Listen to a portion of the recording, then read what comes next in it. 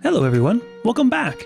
If you're new to my channel, my name is Chlorophyll, but you can call me Phil, and I'm from the AquascapeGuide.com.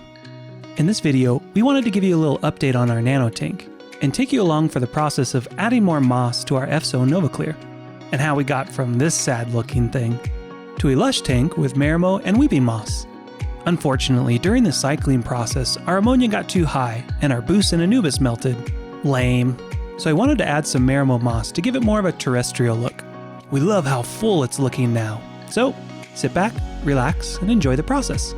First things first, we needed to find ourselves some Marimo moss. The original idea was that I was going to cut up a Marimo moss ball, but they were really hard to find at the time, as I think they were banned in the US.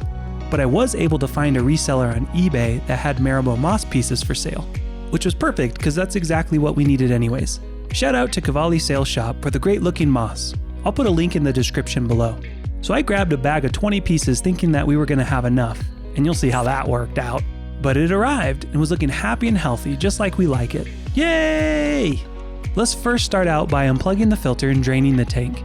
If you notice, at this point I was not running a heater, but I got one later. I'll show you in a bit. Once the tank was drained, it's gluing time! I like this super glue from Loctite. You can use any super glue you like, so long as it's cyanoacrylate based. Drop it in the comments below what you guys use, or if you know of a cheaper, better product for us to use, because we ended up burning through about 2.5 bottles of this glue during the gluing process. So I slapped down the moss, separated it out, and got to work.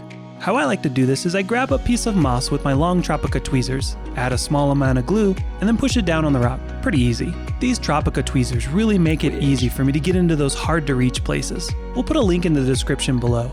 Shoot, you know what? Use Nano10 at checkout and we'll give you 10% off the tweezers. One little pro tip though, don't go too crazy with the glue as it dries white and you don't want to see a bunch of white underneath or around your moss. I repeat this process, burning through all the moss very quickly. Now that I think I'm done, it's time to refill the tank.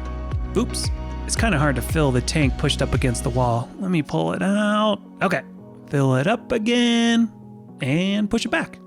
Now we'll clean up the glass. And at this time I was like, man, I really need to trim that moss. So I grabbed my scissors from Tropica and went to town. You know what? We'll give you 10% off the scissors as well. Just use Nano10 at checkout. Link in the description below. Because why not? We really love these scissors and think you would too.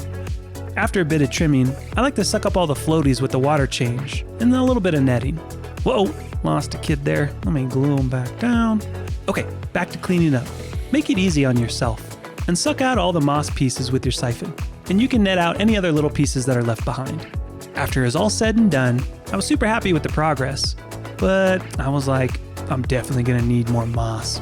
Dang, okay, so back onto eBay, and this time I ordered 3 more bags of 20 pieces, so 80 pieces total.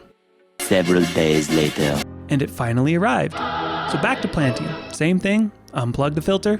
Oh yeah, and by this time I had ordered a little USB heater. Check this little kid out, it's so cute.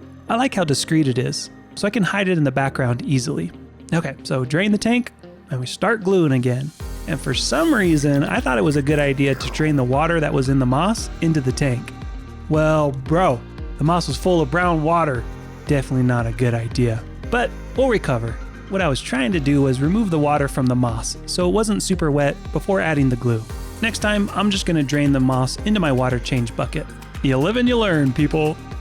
The idea was that I wanted to cover all the surfaces that were facing up to give it a more terrestrial look.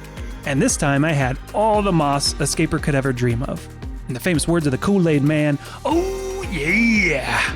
Check it out. I was super stoked how it turned out. Overall, we ended up using 70 of the 80 pieces we ordered on this nano tank. It was way more than I ever thought I was gonna need. If you guys are interested in buying the extra Marimo moss we didn't use, I'll toss it on our website with all the other plants we have in stock. I'll put a link to the listing in the description below. So, back to filling up the tank, netting out the little floaters, and cleaning up the glass. And a couple weeks later, we have this bad boy. Once a week I process a 50% water change, and twice a week I toss in some EI micros and macros. Because this tank is so small, I only use around 1 to 1.5 mils. Now remember, this tank is not CO2 injected, so we're not really burning through nutrients. But overall, the mosses have been super happy and healthy. Isn't it cute?